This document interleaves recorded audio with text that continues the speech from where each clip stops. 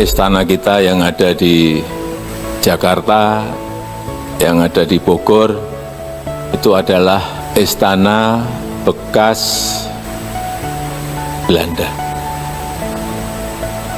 bekas Gubernur Jenderal Belanda, dan sudah kita tempati 79 tahun.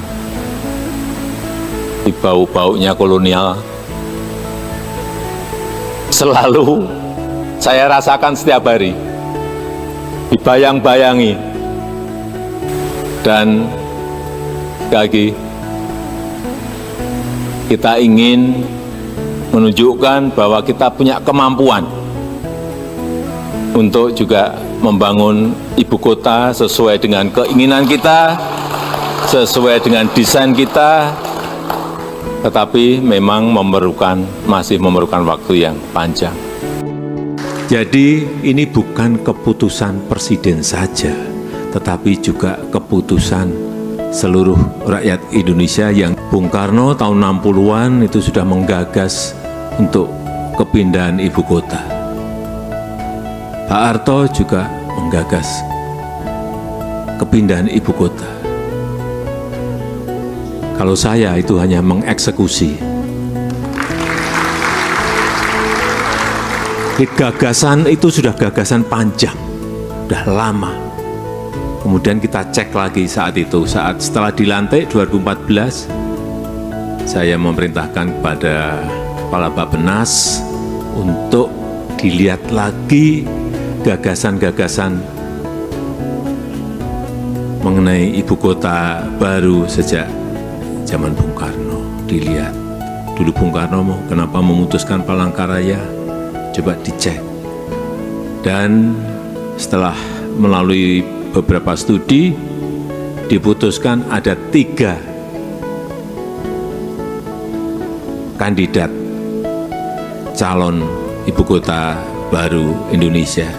Yang pertama Palangkaraya, yang kedua di Kalimantan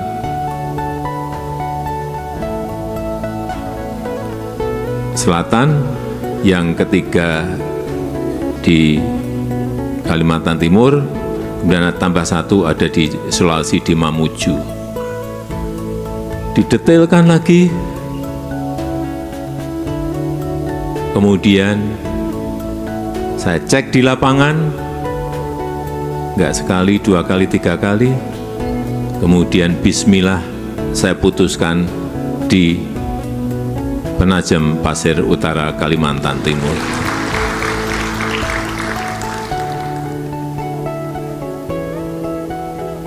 Sebuah keputusan yang tidak mudah, tetapi itulah yang sudah kita putuskan.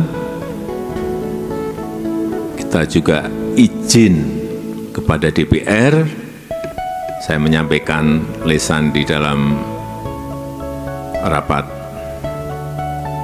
paripurna tanggal 16 Agustus, kemudian diikuti dengan pengajuan undang-undang mengenai ibu kota Nusantara, dan itu disetujui 93% dari fraksi yang ada di DPR. Jadi ini bukan keputusan presiden saja, tetapi juga keputusan seluruh rakyat Indonesia yang diwakili oleh seluruh anggota DPR yang ada di Jakarta. Supaya jangan ada sebuah kekeliruan persepsi bahwa ini adalah proyeknya Presiden Jokowi, bukan. Itu sudah melalui tahapan yang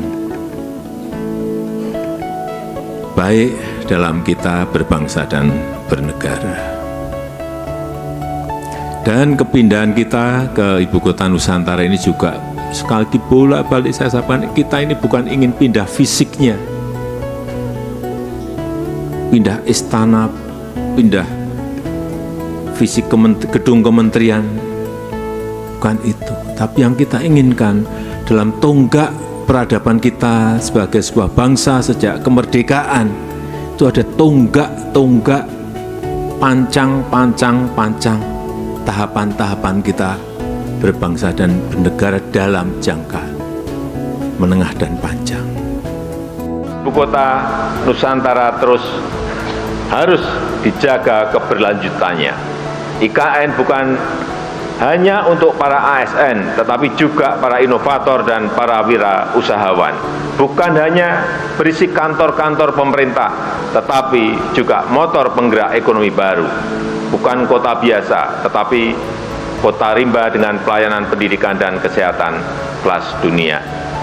Kawasan inti pusat pemerintahan memang dibangun oleh APBN, tetapi selebihnya 80% investasi swasta diundang untuk ikut berpartisipasi.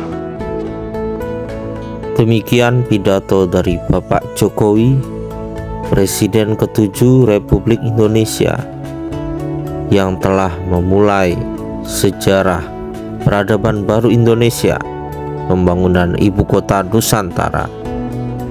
Kami ingin mengucapkan terima kasih kepada Bapak Joko Widodo yang telah berani memulai gagasan besar dari para pendahulu, para presiden yang telah memiliki rencana memindahkan ibu kota. Terima kasih juga untuk setiap pihak yang terlibat, baik itu dari Kementerian PUPR, dari Badan Otorita Ibu Kota Nusantara, dari BUMN, kontraktor, konsultan, arsitek, sampai para pengawas serta pekerja pembangunan Ibu Kota Nusantara yang telah berhasil mewujudkan pembangunan Ibu Kota Nusantara, telah bekerja pagi, siang, sore, malam, hingga pagi kembali mewujudkan pembangunan Ibu Kota Nusantara, sehingga tahap 1 bisa kita lihat hampir rampung. Terima kasih kepada para investor swasta nasional dan swasta asing yang juga turut membantu pembangunan Ibu Kota Nusantara, baik itu di bidang perhotelan, pusat perbelanjaan, permukiman, rumah sakit, sekolah, sumber daya energi, dan pembangunan lainnya yang bertujuan untuk menciptakan ekosistem yang bagus bagi pembangunan ibu kota Nusantara. Dan terima kasih juga kami ucapkan kepada Bapak Presiden Prabowo Subianto yang berkomitmen untuk melanjutkan pembangunan ibu kota Nusantara, dilanjutkan dengan pembangunan kawasan legislatif dan kawasan yudikatif untuk menjadikan ibu kota Nusantara sebagai kota pemerintahan yang komplit dan siap menjadi mercusuar dunia, menjadi percontohan bagi dunia, menjadi kota dengan konsep Smart Forest City. Sebagai anak bangsa, mari kita lanjutkan perjuangan ini dan mendukung dalam doa maupun dengan karya kita bagi pembangunan ibu kota Nusantara.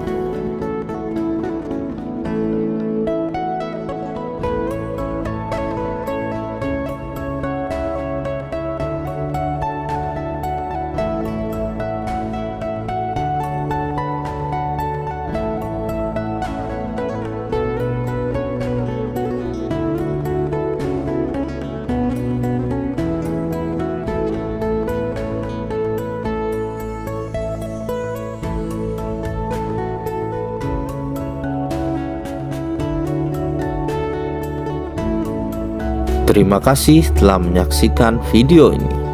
Sampai jumpa di kegiatan berikutnya. Salam Nusantara, salam Indonesia maju.